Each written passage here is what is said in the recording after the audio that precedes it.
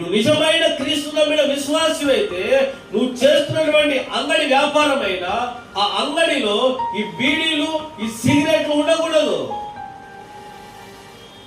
ఆకు కట్టెలో పడి ఉండకూడదు. ఆడవాళ్ళు వేస్తూ ఉంటారు, స్త్రీలు.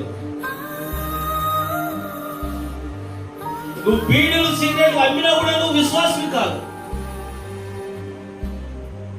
ఎందుకంటే అది దేవుడి విరుద్ధమైంది, అది ఆహారము కానిది.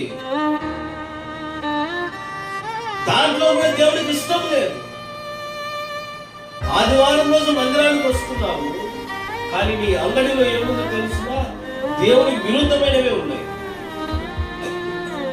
సిగరెట్లు ఉన్నాయి, బీడీలు ఉన్నాయి, పొగాకు సంబంధించినది అమ్ముతున్నావు.